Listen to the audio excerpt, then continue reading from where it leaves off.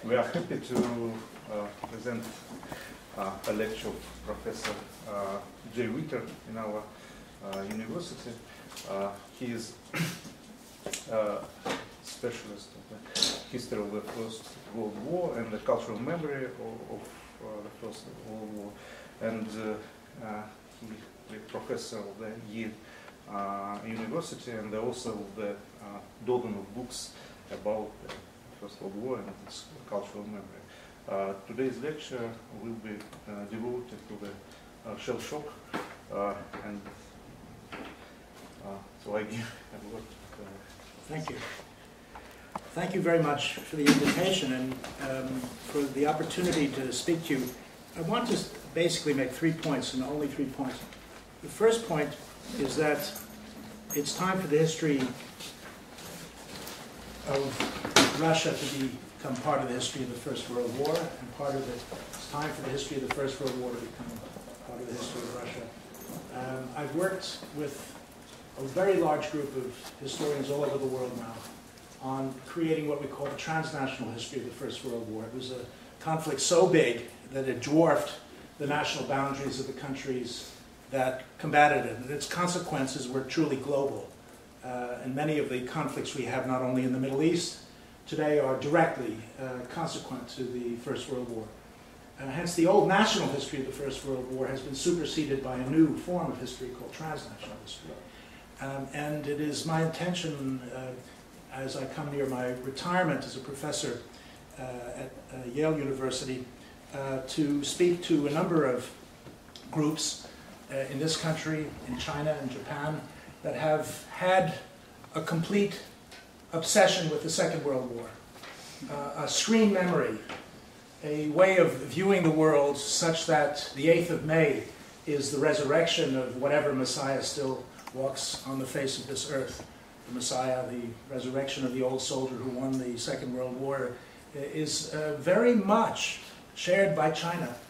The Chinese view of the Second World War and its extension, of course, into the victory over the Chiang Kai-shek regime in establishing the Chinese Revolution, completing the Chinese Revolution, in some ways is very simple and just as distorted as the history of the Second World War, without realizing to what extent it is a direct outcome of the history of the First World War. In fact, one of the points that I mentioned in Memorial just a few days ago is that it is inconceivable that the history of the repression that took place in this country in the interwar years would have taken the form that it did without the First World War. It was the antechamber of the killing of your own people by a state engaged in a war for what it presented as the defense of the regime and its future. So wars against civilians, your own civilians, is of course, that was the business that Hitler and Stalin together engaged in. And they engaged in it in part because it started in the First World War. It was fundamental to the way in which the First World War was run. And in a lecture on Saturday, I talked about this as part of the revolution and violence that took place between 1914 and 1918. It was not only an exponential growth in the killing power, especially of artillery through industrialization of warfare, but there was also a transformation of the rules of engagement in military conflicts such that civilians were no longer protected from being directly targeted. The direct targets took place in many different countries, one of which was in southwestern Russia, when the Russian army in 1915 took a severe blow, not a fatal blow, but a severe blow, at the hands of both Austria-Hungary and Germany. And in its retreat, the Russian army forcibly expelled from their villages and towns between 350,000 and 500,000 Russian citizens.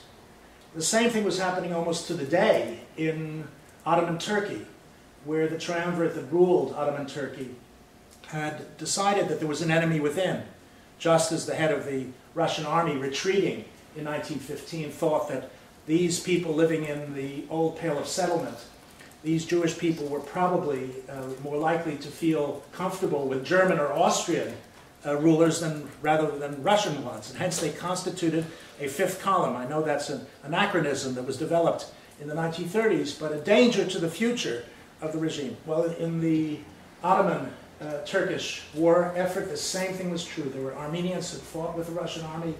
There were Armenians who sympathized with the Russian army. But the entire Armenian people paid for it by expulsion in the same period, in the spring of 1915. The anniversary is this Friday, 100 years ago. This Friday, the 24th of April, is the beginning of the Armenian genocide, which is war against your own people for the purpose of protecting the state. Now, what I want to suggest, therefore, is that it really is an interesting project to develop, which is to talk about the extent to which a revolutionary moment in European history needs to be reconsidered in the light of the Russian experience. And I don't think I need to remind you that there were 2 million men who died in the service of the Tsar in the First World War. 2 million men. This is not a trivial moment in the history of the country, nor in the history of the families from which these men came. Now, what I want to do is to suggest, therefore, that there's really an exciting agenda that can be open now, which is to, what I would call, construct a transnational history of Russia in the course of the First World War. And there are many, I think, benefits to that, which I can talk about later on. Now, one of the ways in which transnational history is done is not to start with the state, is to start with a phenomenon or a series of events which happen in many different states. For example, the history of refugees. The history of refugees is transnational by definition. They are literally lifted out of one geographical environment and forced into another one. And the period of the First World War was one of the most massive demographic shifts in terms of settled population. Peter Gatrell, the Russian historian in Manchester, has pointed out that in 1917, his estimate is 1/5 of the population of European Russia was on the move, was on the roads in 1917. If anyone writes the history of the revolution without noticing the fact that the, as it were, the units of social stability are up in the air, or literally out the door, then they're missing something of fundamental importance. There was the worst epidemic of influenza in the history of the world. It hit 1918, 1919. The virus, the influenza virus doesn't carry a passport. You can't write it as national history. It's an absurdity to talk about it in terms of one nation or another nation suffering or doing, taking certain steps. There are many different facets of the First World War that most historians have now understood need to be treated in a transnational way. And I was lucky enough to be the editor-in-chief of a 3-volume history of the First World War published last year by Cambridge University Press, in which there is not a single national chapter.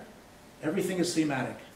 Mutiny is thematic, gendered relations, morale, food supply, all of the fundamental issues of survival are issues that are not national in character. Now, when I say that this is the moment to do it, I actually can offer something to back that up. For the very first time, I don't know where these great tomes, the Cambridge History of Russia, let's say, where they are. Is there a college library that they might be in your august institution? They might be somewhere else too. Well, I persuaded the 72 authors of the Cambridge History of the First World War to set aside our fees and royalties to create a scholarship fund for graduate students studying the First World War anywhere in the world. So if anyone in the room has any interest whatsoever in receiving financial support for a year or two, I can be found quite easily, just as you did, on the Yale website, which, by the way, I haven't updated in 14 years. There's another story. Now, I want to show you something about the transnational history of the First World War that I think has significance in this period leading up to the celebration of victory in 1945. I want to talk about silence. And one of the great silences of the history of the First World War, I believe, extends into the history of the Second World War too. That silence concerns the psychological damage to soldiers who fought in combat in the 2 world wars. Why silence? Because it doesn't befit the heroic image of the soldiers who achieved victory over Hitler in 1945. It doesn't befit the picture of the partisans who survived the Civil War, to imagine them as psychologically broken. The notion of an army as the bastion of heroism has certain symbols of masculinity which are those which blind us to the reality of psychological damage among soldiers who serve. And by the way, I don't think this is at all a national matter. I think it's true everywhere. Every society that I know anything about has a taboo in dealing with psychiatric illness today, in our own times, in our own families. Much more so is this a taboo when we deal with the historical narratives that give strength to people about the importance of understanding from where we come and where we're going. Now, I became aware of this silence many, many years ago in a hospital in a university in England where I taught. I spent most of my life in England teaching there. And in the University of Warwick in Coventry, in the middle of the British Midlands, there was a hospital where soldiers, maybe 60 of them, by then they must have been, I'd say, this was in the 1970s, they must have been in that hospital for 50 years. They never had any treatment. They never had really any diagnosis. They were sent from the British Army because they had broken down psychologically in the course of the First World War, and their parents or their wives or their children didn't know what to do with them. So they parked them in this hospital, and I met these men who had basically been hidden from the world for 50 years. They were an embarrassment. No one wanted to know. No one wanted to hear. No one wanted to see. And hence, when I got the chance, and that's a very long story, but when I got the chance to be the producer and scriptwriter of an 8-hour history of the First World War, I was determined to bring these people into the light. In other words, to show them as part of the history of war. I want to do that for you today. I want to talk about shell shock as a medical condition that for 50 or 60 years all over the world has been obscured and underestimated radically. So that when we ask the fundamental question as historians of the First World War, the Second World War, what price did the Russian people pay for the victory over the Nazis, let's say, or over the other enemies, the Japanese too? The answer has always been an underestimate, always. And the consequence of the underestimate, which is substantial, very substantial, is that we don't really write the history of the families of soldiers who come back to them with any honesty.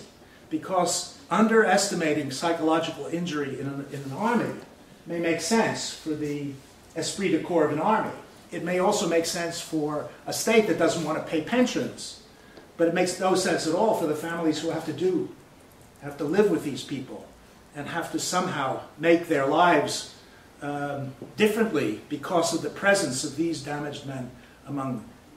So I want to talk about a lost generation, quite literally, of people who suffered in the course of the First World War. And I am very open to criticisms about my approach to the subject of Russian history without the language. I don't have it. But what I'm asking for is those who have the tools to do the job that I wish I could do. And to write a history that is not hidden by masculine stereotypes that soldiers can be wounded physically, but psychologically they're too strong for that. Now, let me try to, therefore, show you what shell shock looks like. I'm going to do it in the course of an 8-minute segment of an hour's film that I did for the BBC and the public broadcasting company, or system I think it's called, PBS, of the United States in 1996. This is 20 years ago. Since I did this series, there have been many investigations of the reality of psychological damage, but not one has touched the Russian case.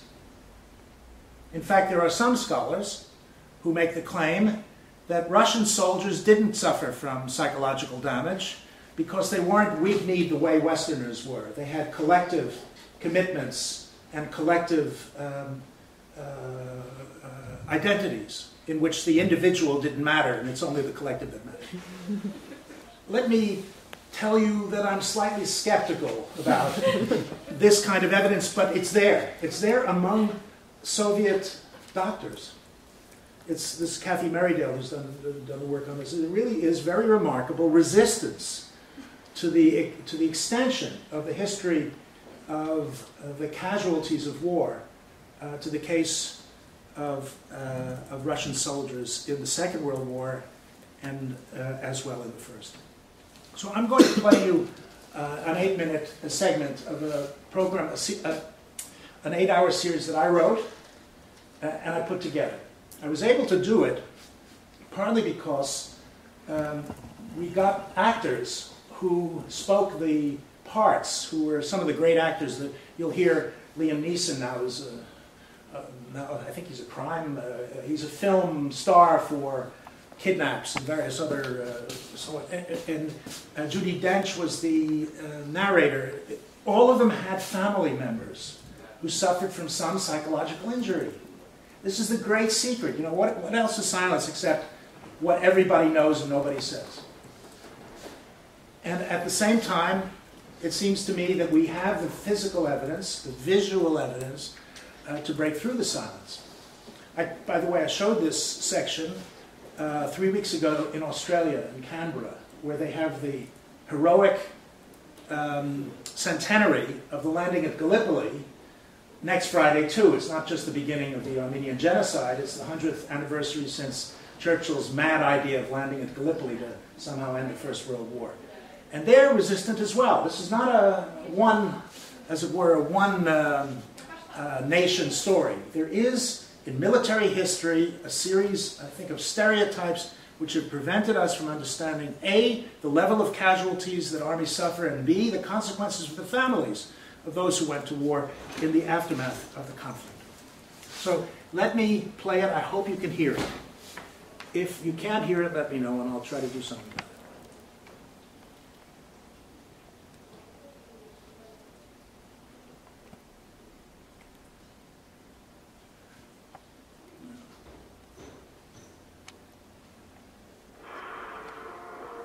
Can you hear?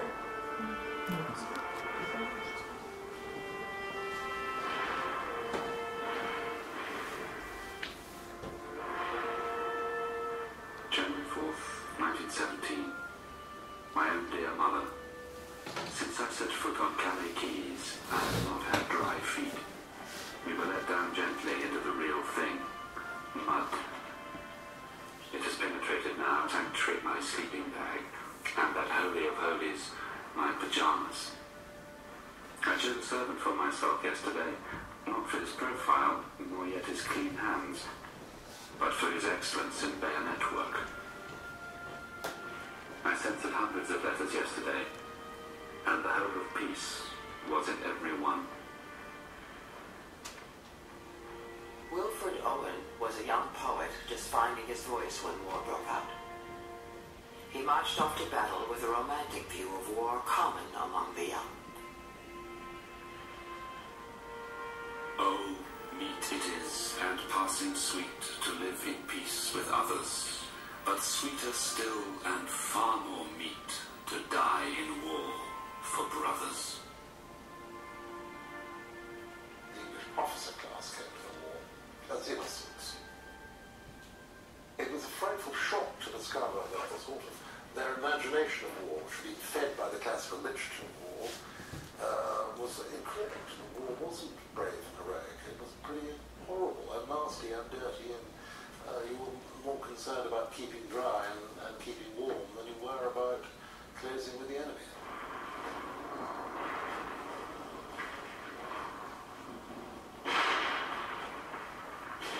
Owen was commissioned as second lieutenant and sent to join the 2nd Manchester Regiment on the Somme.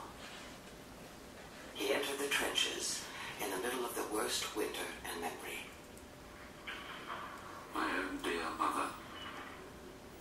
I can see no excuse for deceiving you about these last 4 days. I have not been at the front. I have been in front of it.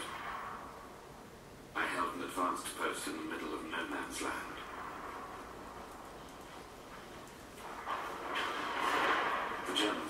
staying there and decided we shouldn't. Those 50 hours were the agony of my happy life.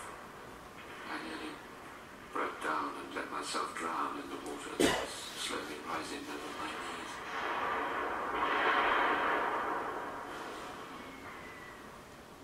I suppose I can endure cold and fatigue and the face-to-face death as well as another. But extra for me there is the universal pervasion of ugliness. The distortion of the dead, whose unburiable bodies sit outside the dugouts. In poetry we call them glorious, but to sit with them all day, all night, and a week later to come back and find them still sitting there in motionless groups. That is what saps soldierly spirit. Many of the soldiers had to cope with images that wouldn't go away. Many of these parts of human bodies were actually used to shore up the trench system itself. Some soldiers found it humorous to hang their water canteens on a protruding arm or a protruding leg. These were not people who were disrespectful of the dead. They were living with the dead. One can imagine the possibilities of becoming numb to such images, but those who couldn't turn off their feelings, internalized them, brought them home with them, lived with them, dreamt about them, and went mad because of them.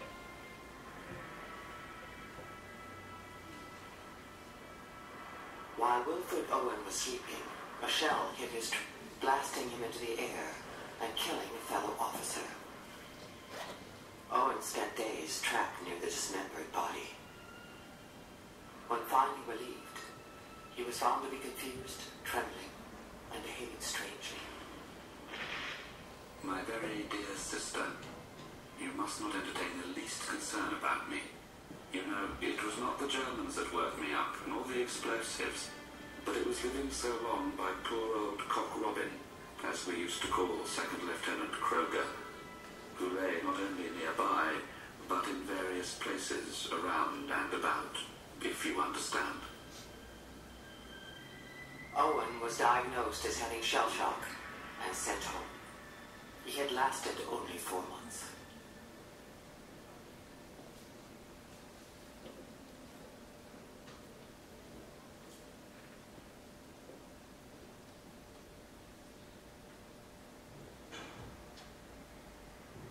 Shell shock represented a kind of mutiny, a personal withdrawal from an intolerable reality. Not all, or even most soldiers, suffered from shell shock, but those who did were sobering examples of what mechanized warfare could do to human beings.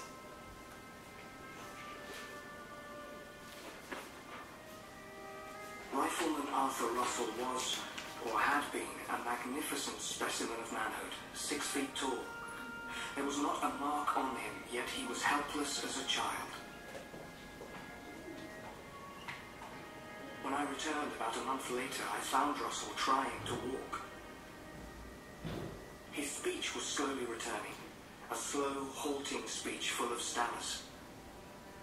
But I doubt if he ever again became a fit man.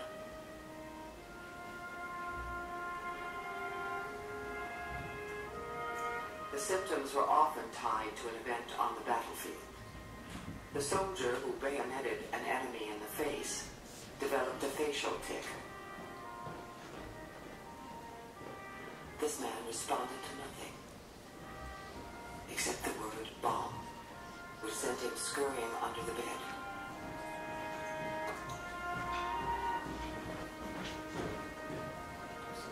This French soldier became hysterical at the sight of an officer's red hat.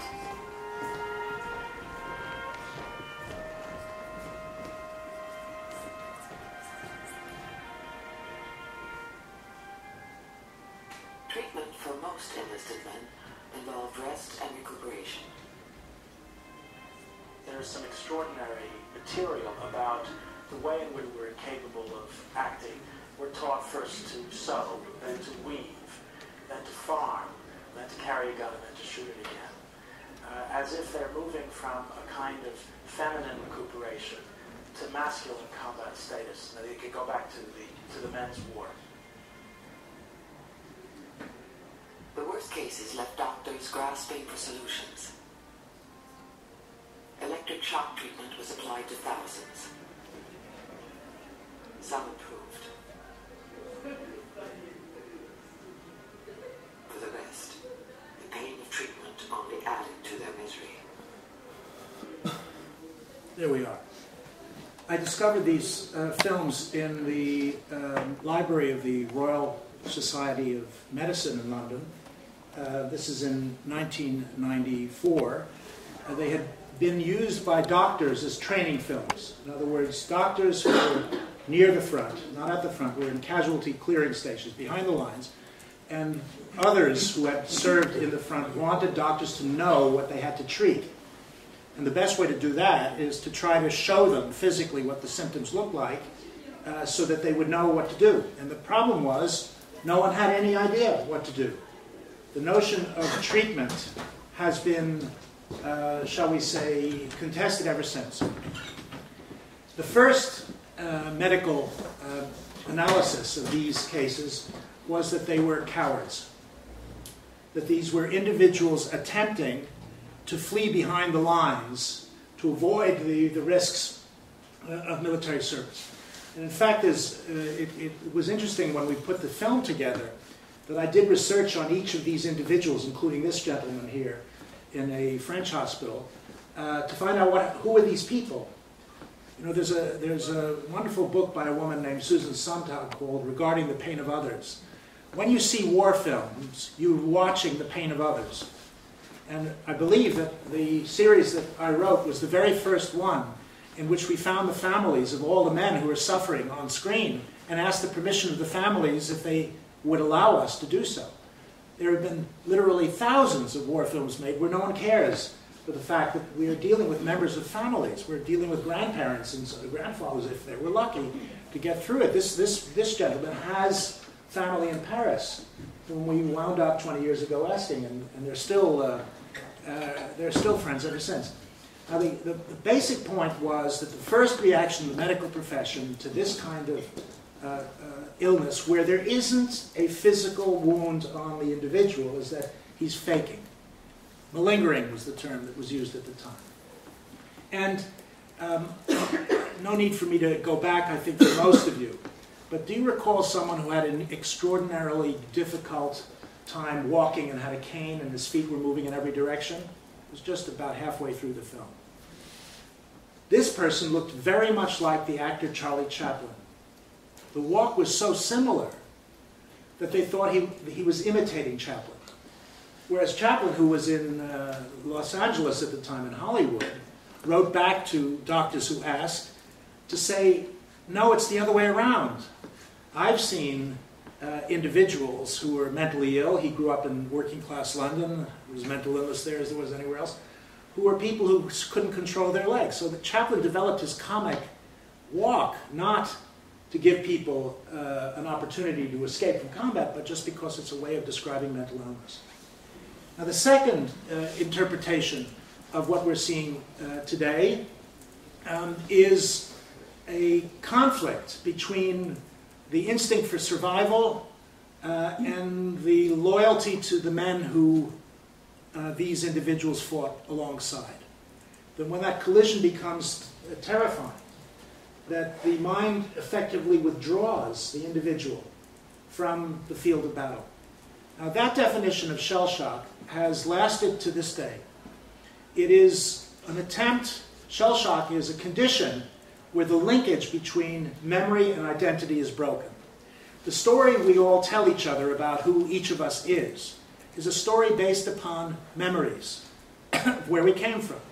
For example, we're never the first to know who we are. We're told who we are by our parents or by surrogates who tell us what our name is and where we're from and who our parents were and so on. And we build up a story about who we are through memory. Memory that's usually shared, defined by the great theorists of memory of the early 20th century as collective memory. Collective memory is the memory of groups that we learn individually in order to place ourselves in the world. What happens in the conflict that you saw in the first half of the film, this static warfare of artillery, is that the story we tell about ourselves collides with sense experience. We can't interpolate into that story. We can't put our memories into the narrative we tell about who we are.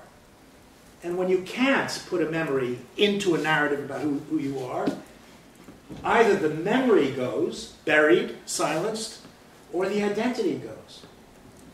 You have to redefine who you are, capable of killing, capable of many things that we might not think that we are. And that conflict between memory and identity, when individuals can't put memory into their story about who they are, produces a state of paralysis. Now, paralysis is what Freud called a conversion symptom. It means that the psychological tension I just described to you is converted into this physical symptom. So what did the doctors try to do? Make the physical symptom more painful than the collision. Look how they did it, and that's why I stopped it right here. They used electrodes to be placed upon the base of the spine of this person so that it would be more painful for him to continue his broken walk than to go back to being a soldier again. This is called aversion therapy. And it was used on millions of soldiers in the First World War. Those who, for instance, were unable to speak, who were literally silent, the electrodes were applied to their tongues to induce, through pain, sound. And if sound, in other words, if the treatment was worse than the condition, the logic of psychiatric care then was to break the condition by making the treatment intolerable. Now, I don't for a moment want to suggest that the doctors who did this were sadists. I'm sure several were. But that's true in any army and in any collective group. They were trying to find a way to handle a series of symptoms the world had never seen before in this number. Now, why? Why did shell shock happen? It happened because of artillery. What did artillery do to make masculine military training break down, and therefore the physical reactions that you saw on the film be the result? The first thing is that the object about to destroy you is being fired between 20 and 30 kilometers away.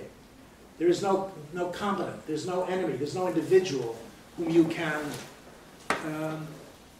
literally fight against, that you can array your courage and your skills and your training against his. You can't do it because the enemy is not only out of sight, but way over the horizon. And the second point that made it intolerable is that these enormous shells were fired in quantities and over a duration that the world had never seen before.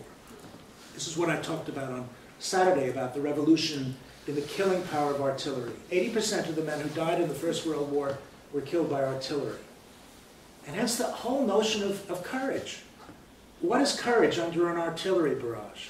It's not running away, but there's no need to run away because the shells will get you if you do anyway. This is an extraordinary moment in the history of warfare where men were put in positions that pushed them beyond the limits of human endurance. And the result, in many cases, was this. Now, let me try to move from the first point to establish what shell shock is. You've seen some of it, and I'll try to describe why it happens. It's called different things in different languages. The word itself was invented in 1915 by a particular doctor who wrote an article in the British Medical Journal about concussion. That what shell shock meant is that there's an enormous explosion nearby and something happens to your inner ear or maybe even deeper. Physical concussion. But within 3 months, the doctor who produced this article and believed that it was an explanation, an etiology of the condition, tried to withdraw it from the British Medical Journal and couldn't do it because it was already published.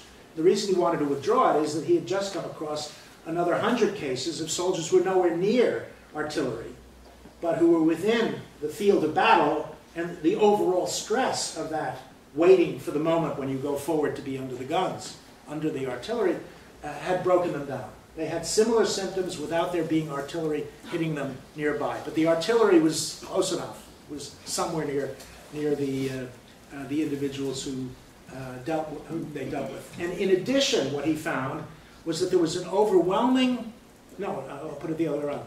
There was a very strong correlation between this kind of condition, not being able to walk, not being able to speak, literally paralysis where you couldn't move your arm without having any physical injury, and being buried alive.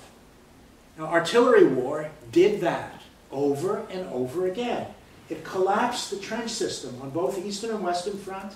It collapsed it in Gallipoli and in the Australian war in Turkey. It was strong enough, a force of destruction that meant that the trench systems that were used to protect soldiers by giving them the capacity to dig down in order to save their lives was only a fragile defense for them. And very frequently, if they were lucky enough to be buried, to be dug out of being buried alive, they bore these symptoms as a consequence of it. So the overall position of shell shock in the First World War was new and unrecognized.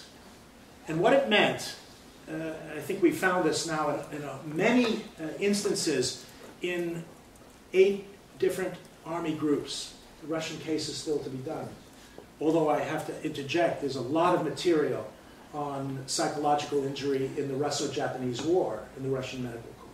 But the history for the First World War has yet to be done. Nobody's done it yet. That what we found is that in all major armies, all of the major combatants, the proportion of those who suffer from whatever they call shell shock, choc traumatique is the word in French, whatever the term used for it, the proportion of all casualties is the same, between 2 and 4% of all those who are wounded suffered from this.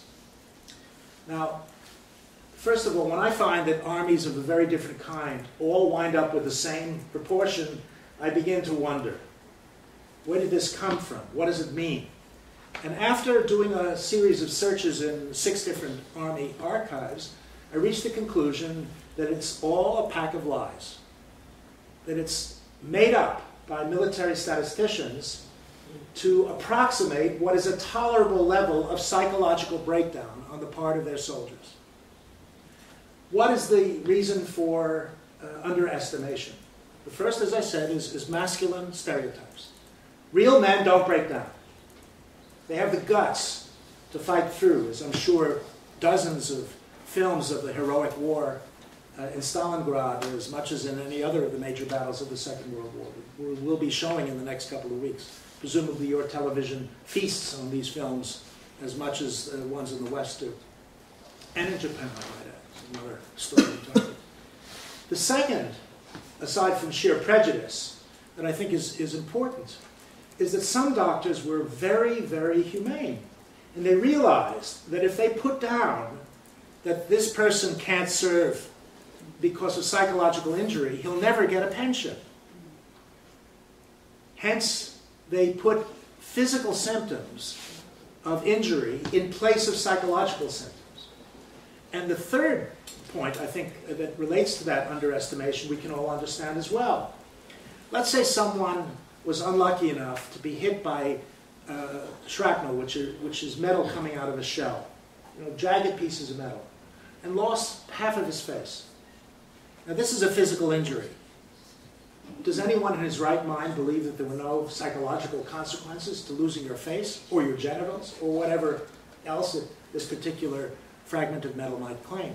Hence, those who suffered from physical injury were never also identified as suffering from psychological injury. There's only one injury that provided the pathway to a pension, and that's what soldiers needed. Doctors knew very well that all bureaucracies want to lower the pension payments of a war that has been lost or a war that has been won. In the Russian case, clearly lost, and then revolution won, and so on. So there's a mixture of reasons for this underestimate. Hence, what I tried to do in the course of my own research is to work out a better estimate than the 2 to 4%. And what I did was I went to military medicine in the Second World War, except in the Soviet Union, including the Japanese medical Corps. And I found overwhelming evidence that the range of psychological injury in battles which are fixed, literally terribly difficult battles, like Stalingrad, for instance, but not Stalingrad. The Battle of Monte Cassino, for instance, in Italy was absolutely dreadful. And the German defense was very, very stubborn and long-term, where artillery is constant. That was what happened in the First World War. That's the kind of battle that was fought at the Battle of the Somme, the Battle of Verdun.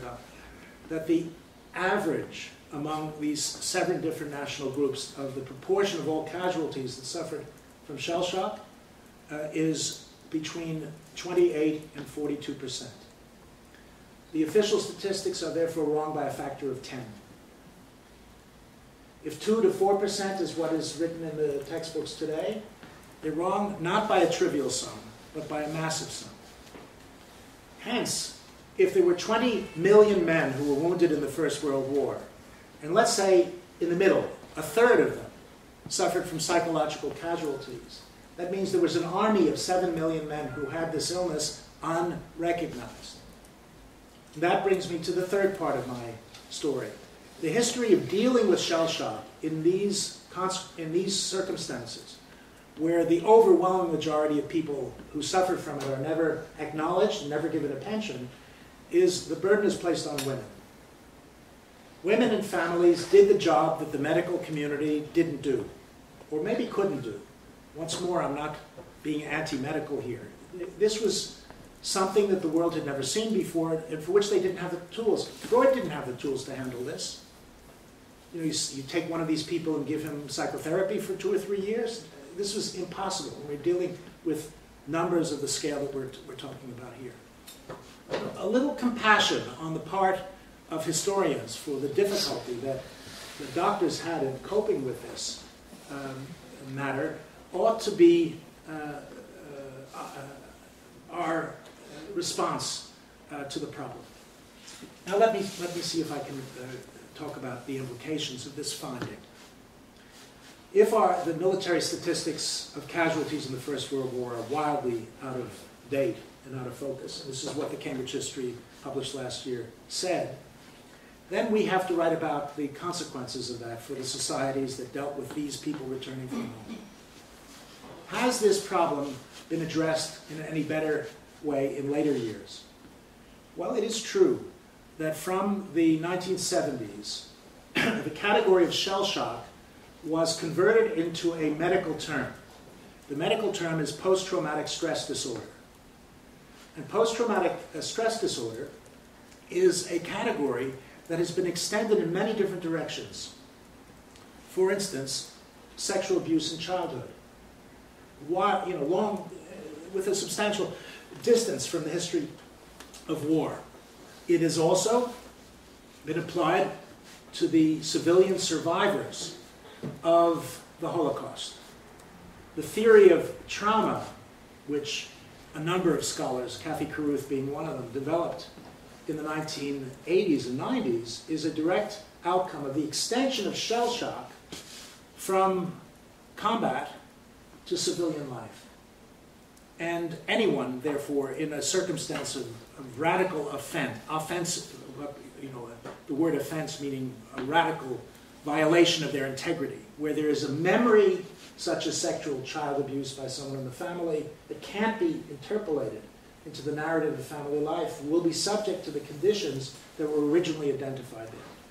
The middle ground, by the way, in the Second World War, and this is the British case, was called combat fatigue, meaning anybody who serves in military service is likely to be under enormous stress. So we have a trajectory over a century from an unknown illness, which was treated either not at all or through electroconvulsive shock treatment, which, by the way, is still in use in certain medical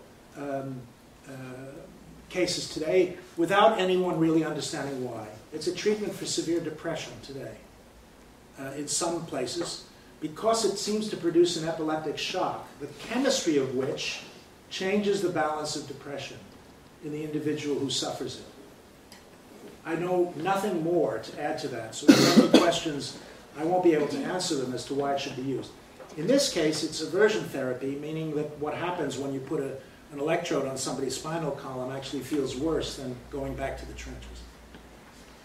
And yet I do think that there's something that has happened over the last century, in part because of the suffering of these individuals.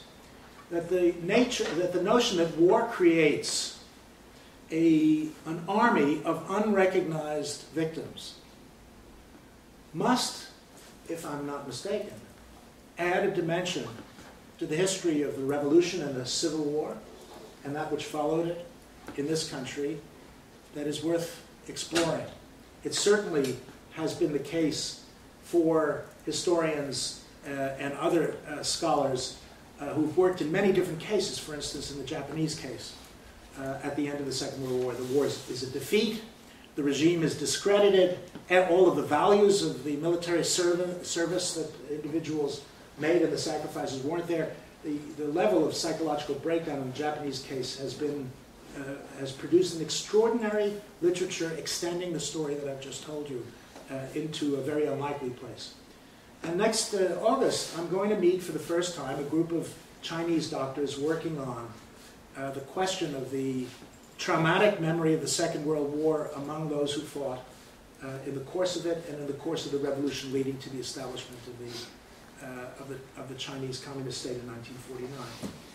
There is a room, therefore, now, 100 years later, to look back on the First World War as a moment which described, I think maybe the right verb, the true horror of combat as being physical and psychological at the same time. It's something that most soldiers have known about, but I wonder if you would agree with me that most soldiers never talk about it. And why? I come back to my opening. Because psychological illness is frightening. It may be perceived of as a kind of walking time bomb, where individuals who suffer from a certain exposure to violence can explode within our midst. Some criminal behavior may be related to it. I don't for a moment think that that can be stated with any clarity at all. But what is more important is the extent to which societies like yours, and to a degree like the ones I've lived in, I now live in France, and I think this is true, societies that honor the soldiers who purchased the liberty of living in them, need an honest history of what they went through. They don't need the stereotypes. They don't need the Superman heroes. We owe them better than that. And rethinking the extent to which military combat in the First World War involved not 2%, but 30% or 40% of those who were injured in one way or another in the course of the combat drastically transforms our understanding of what war is. Perhaps the conclusion that I'd like to draw, the last one I'd like to draw is this. Only by understanding war can you be a pacifist, which I am. You can't really argue for a kind of Pacific future, something where we don't need war to regulate conflicts, unless you recognize it for the full and monstrous set of experiences that it is about. And I think historians are not, for a moment, outside of the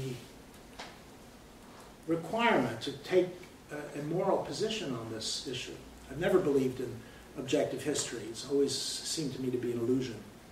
Scientific history was one of the forms of Marx's writing that least appealed to me in my childhood when I was attracted to other parts of it. It's not that history is entirely relative at all.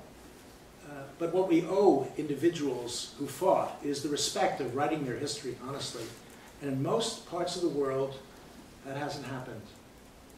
Maybe it's the time to see if it can be done with respect to your history and to a history that has been occluded, understandably, by one revolution and then by a civil war and then by the whole scale of events that you know as well as I do. And if that is the case, then it might be possible, it might just be possible to write Russian history back into European history, back into a common history with the countries of Europe rather than a separate one.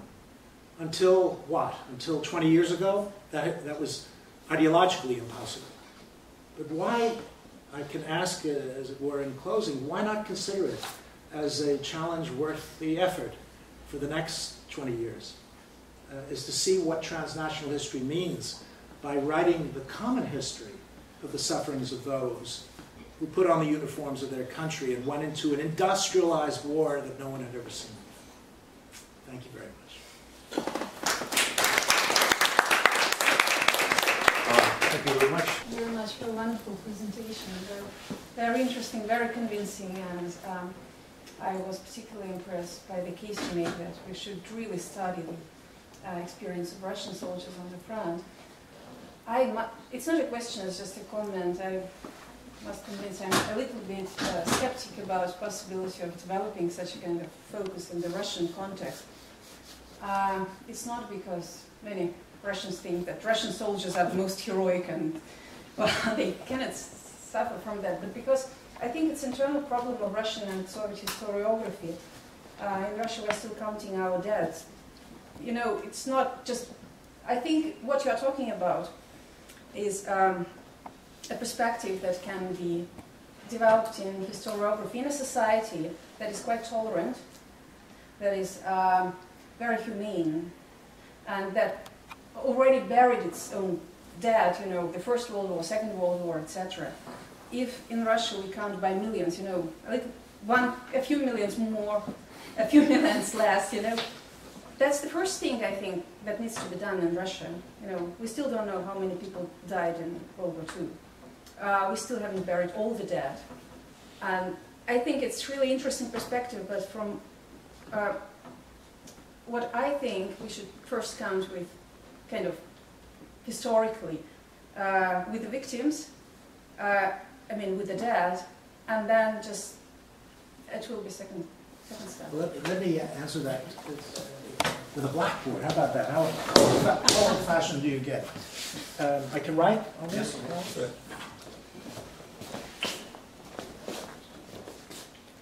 You know, I have the advantage of having been studying the First World War for 50 years. The advantage is I had no idea I was going to study the war for 50 years when I started. And one reason why I've had to do this, and you know, one thing grew, you know, like Topsy just grew into another, is that nobody knows how many people died in the First World War or the Second World War. What you're asking for is impossible. And the reason, you know, I asked that question, you know, I had to smile when you were saying, because of course you're right. That is the fundamental question. But there are no answers to it. And when I started to look into this, this is 40 years ago, and I dug up estimates of losses in all of the major combatants, including the Russian case, that were wildly diverse, completely based. For instance, in the Russian official statistics of the First World War, you know, up to 1917, there are no dead among prisoners of war. They all lived. This is absolutely ridiculous. This is an absurdity. And we all know that epidemics were the worst in prisoner of war camps and so on. So you find the most glaring mistakes. So what did I have to do in societies that are stable and tolerant and so on? I'm not so sure that's true, but nonetheless, I had to dig up and do something else. And what I did was, and here by the way, there is maybe a key for parallel work. I found an insurance company called the Prudential Insurance Company. They're still one of the biggest ones in the world. Oh, I'll tell you this one. I think I better have black. I found one of these, and this is working class people. Working class people didn't want a pauper's burial, so they put money aside, a penny a week, in order to have a proper funeral. That's what it was about. That's what life insurance was. It wasn't to give, you know, your children some money to start off. It was to not have a pauper burial. So in this case, what you have here is very simple. This is ages. So let's say this is 10, this is 40, this is 50, and so on. And this is the number of this is the number of dead. So this is dead. And a normal, anybody with a mortgage who owns a property knows that. This is the way insurance companies calculate what you have to pay every month. It's called a life table. So normal populations have very large population like this, and then it goes up. That's what what's called a curve of life expectancy is. Well, what I found was that in the course of the First World War, I could get that figure from the real statistical record of an insurance company. And then I had the bright idea. The insurance company was in business during the war. Let's see what it looks like for the war years. So this is 1913, that curve. Then 1914 goes like this. 1915 goes like this. 1916 goes like that. 1917 goes, and so on. You can imagine what it is.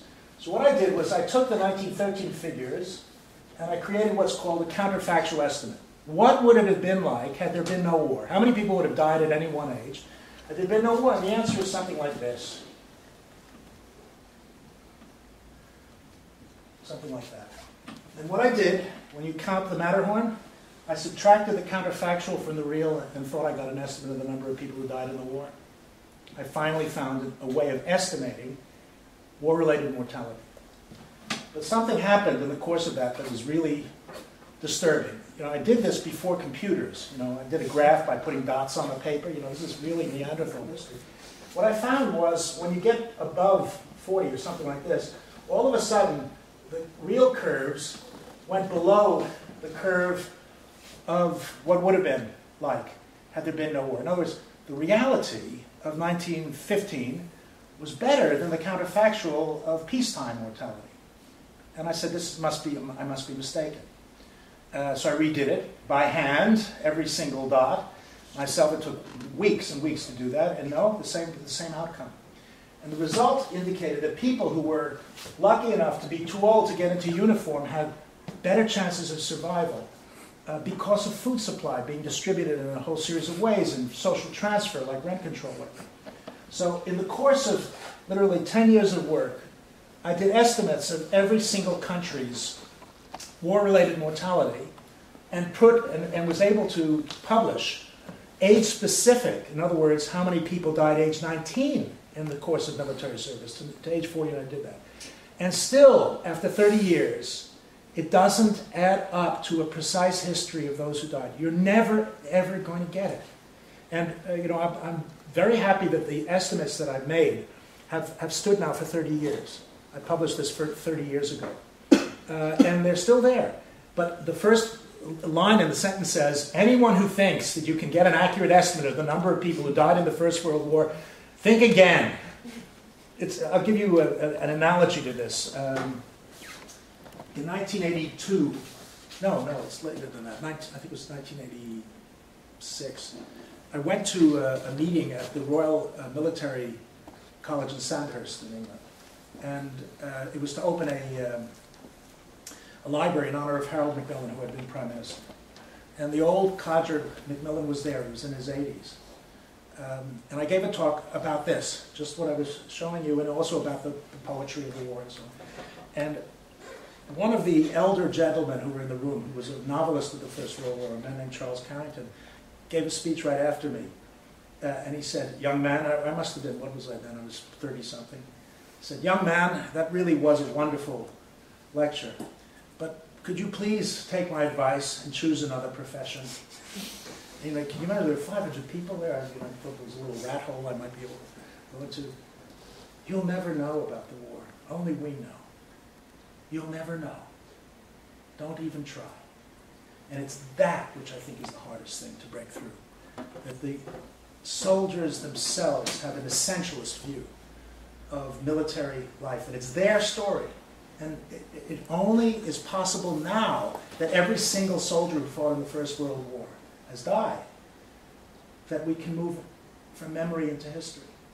And of course, history includes memory. It's not outside of it. So your point, I wish, you see, 30 years ago, I had your confidence. But it got knocked out of me over years, by and large, by veterans, who constantly said, don't be a positivist. You know, the number doesn't really make that much difference. What matters is the number of families that lived with those people who were damaged. This is what I've heard time and time again, that war is written, the history of war is mistakenly written within the conflict, whereas the real history of war lasts for decades afterwards. And that's the point that I'm trying to get across, and that's something you can do. They're very good, by the way, they're very, very good Russian medical records for the First World War. Excellent. There are. And there are statistics for Russian serving soldiers and sailors of the First World War. There are insurance records, just of the kind that I used in 1976, I think was when I first published this first paper on how to estimate war-related casualties. It's open, as long as you recognize the long shadow of military service as part of the story. And in no army that I know of, after a certain legislative cutoff date, the people who die, let's say 10 years later after a war, because they've been gassed and they die of respiratory infection, they're never, ever incorporated in exactly the kind of calculations you're referring to. So I'd ask you to take hope, but also to be a little bit prudent before limiting the story to only those tolerant countries that have already buried it. Last point about this. In Australia, which is one of these tolerant countries, they haven't finished burying their dead. They haven't.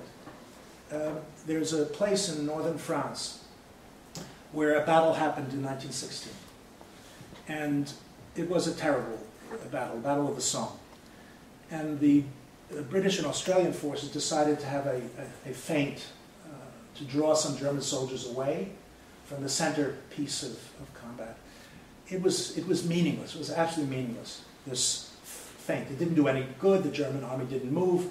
And 7,500 Allied soldiers were killed. Until last year, 200 of them had disappeared completely. And they were found last year, buried this year. It's a place called Fromelles. And I went there to look at you know what they did? They figured out from German military records that there had to be a military medical station nearby to deal with the wounded. And they did triage. Those who they couldn't help, they just put outside and buried in a wood. So somebody had the bright idea, let's look in the wood. And they found 200 skeletons, went to Australia and got the DNA of their survivors, or their descendants, whatever the right word is for the families that carried on. And they identified them that way, buried them last year. It's an incredible story. The only difference between the graves that were built in 1916 for the same people dying in the same battle and then, is that the Commonwealth War Graves Commission allowed parents to write some phrase, moving phrase, showing their feeling for the loss of their loved one. And in 1916 they were pretty conventional.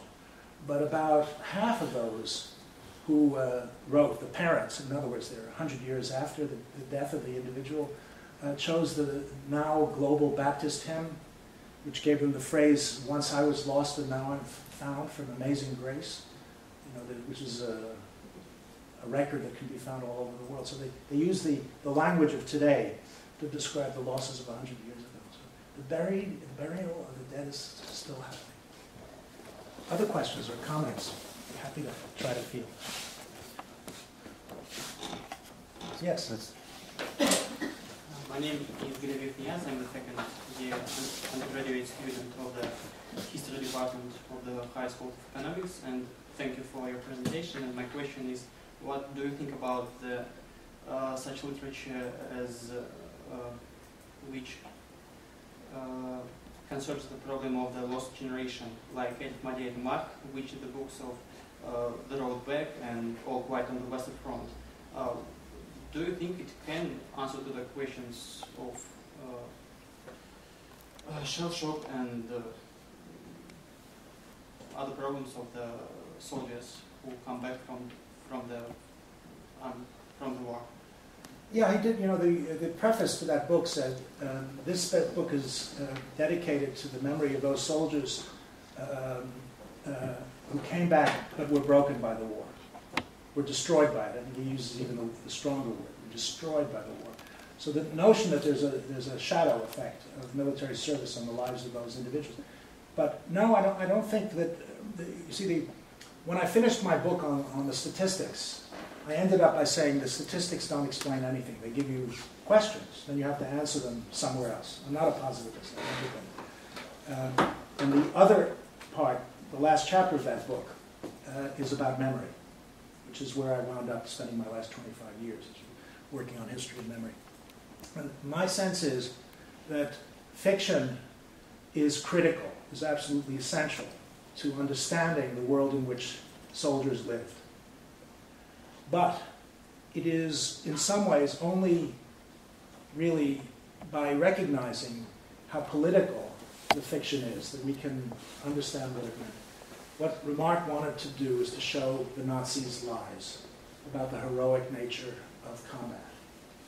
The Nazis' movement grew substantially from former soldiers who created the myth of the war experience, the great heroic struggle that almost produced victory except for the communists and Jews that stabbed the nation in the back. Now that's the political meaning of Éric Maria Remarque. It's in a conflict with nationalist soldiers. But I'm not sure that it can deal with the question of shell shock. And in fact, the end of Éric Maria Remarque, the hero dies, so there is no aftermath of war. He's shot on the day in which there's nothing happening on the Western Front. That's the irony of the title. All quiet on the Western Front, except that the hero, Paul Baumer, is dead. That's the end of the story. But he did write a book called The Road Back. And in The Road Back, he talks about the inordinate difficulty. Fiction, again, a bit like statistics, can present the problems, but you need to look at a range of other sources in order to explore them. And medical history is one of them. And there's a lot of very good medical history coming out of Russia. It just doesn't touch the history of the First World War. I'm not sure if it touches the history of the Second World War. But my guess is what I'm trying to do is just open the door and hope that one of you or somebody you know will walk through it. Yes, and there are some reflections of shell shock in literature or in art or in cinema. Because you showed the documentaries, yeah. and in the fiction, are there some reflection of shell shock? There is, but I don't know how to do this. When I was just getting started in this field, I was taught by a great German historian, Fritz Stern. He had a seminar in 1965 at Columbia University where I was an undergraduate. Get the date, 1965, 50 years ago? I'm still in that seminar. Great teachers can do that. And he was an intellectual historian. The problem is, I think in my 50 years of research and writing, I've come to the conclusion that it is very, very dangerous to generate a sense of humanity from intellectuals. They're usually not reliable people, and they usually see things in ways that most other people don't. In the 1960s, when I got started, there was something called Kriegserlebnis in German. It's the war enthusiasm. And in August 1914, everyone who went to war had a rose in his teeth and flowers in his hand or whatever. It's complete nonsense because it's based only on certain writers and certain students who indeed had that sense for about 2.5 weeks until it was beaten out of them. But the intellectual history of war is, I think, important and extremely dangerous, just as in the writing the history of society from the vantage point of intellectuals. Maybe it's a very Russian temptation to do. I'm not so sure.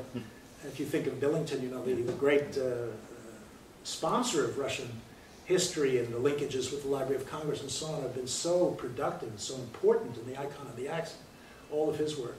I think this is critical, and don't get me, put me in the wrong position. I'm not against it. I just think intellectual history has to be understood as the beginning of an understanding of how a society operates rather than a guide to the rest of the world. And that makes Éric Maria Remarque both important and limited.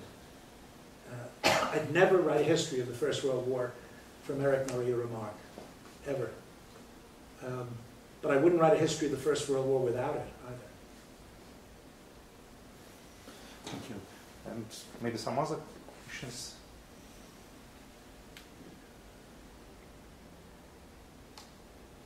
I only have a short comment on what I've heard about the transnational history. is that it becomes a huge challenge for nation-building narrations that our country tries to produce. But it's really short. I'm just seeing it as a challenge that we probably won't be able to handle.